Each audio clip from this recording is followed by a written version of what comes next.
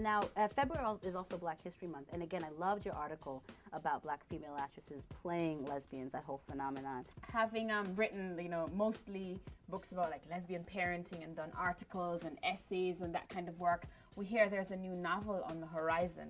There's a made-up story about made-up people, which is very different.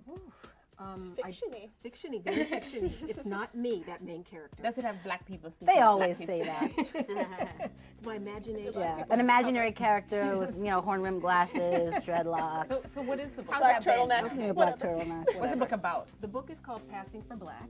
Get it? It's being published in about, I guess, a year. I'm not sure the pub date yet. It's my first novel. It's being published by Kensington. It's about a woman, the short version, it's about a woman who finds herself. She leaves her fiancé for her fiancé's colleague, who is the hot gay, lesbian, bisexual, transgender professor on campus. So it's kind of like, that's the love story, but then it's kind of like, has a lot of themes. It's about religion. It's about family. It's about coming out. It's about... You've also done a lot of work about relationships with mothers and daughters, particularly lesbians and their mothers. Yes. Does that actually address that at all? Well, it's so funny because the main character in the book, mother, is a little bit like my mother. And so I let my mother read the book. And so I'm thinking, oh my gosh, beyond the sex in the book, what's my mother going to think of this main character that's a little bit like her?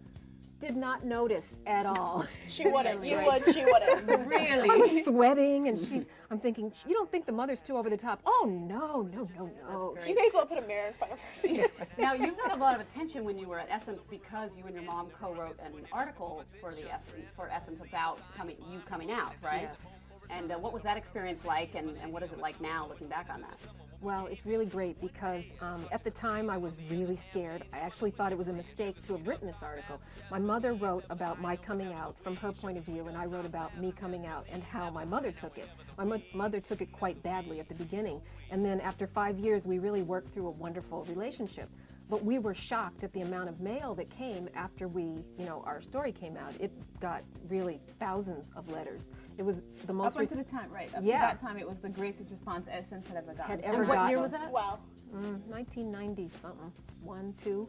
And it was just really overwhelming, and more from me because I'm a journalist. So I kept thinking, should I even be talking about myself like this? My mother was like, aren't I fabulous? I'm the best mother. Look at me. And so it was really, scary for me at first, and then I realized, why didn't I come out sooner?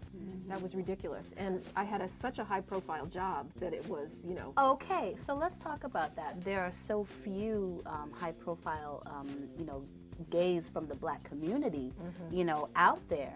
And why do you think that is? Why do you think it is that people who are at your level just seem to be unable to show their face?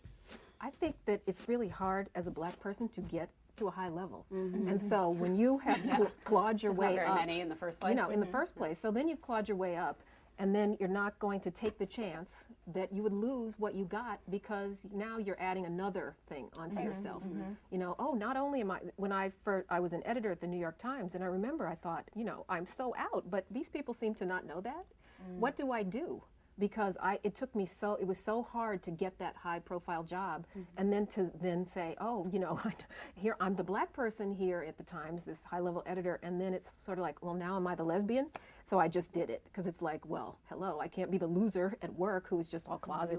You were out, but you wanted to be out. Yeah. Most of my work, first invitations for the year, they come from the GLBT community, where people look for you, find you, seek you out because you are a lesbian. I mean, as many people who kind of shy away from you because you're gay, I think as many people move towards you because you're gay, and then you can do work that's honest. Okay, so they finally got around to putting a Black character on the L word. A Black lesbian. Yeah, that's true. Okay, but I predict that Tasha is going to be the sort of breakout new character that all the viewers are going to fall in love with, because she's got the silent, mysterious thing going for her. She's attractive. She's got great teeth.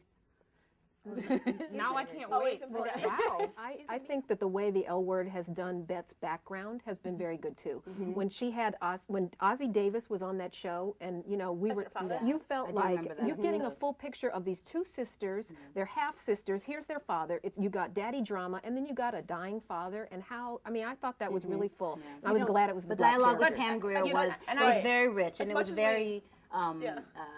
And I think it was very courageous to introduce that, because I think people had accepted to a certain degree that, okay, it's entertainment, we Yes. don't want to, and then bam. So But I going will- back to love Kit these for a minute, there was an characters. interesting article in the LA Times recently where they interviewed Sybil Shepherd and Marlee Matlin and Eileen Chaikin and Kristana Loken.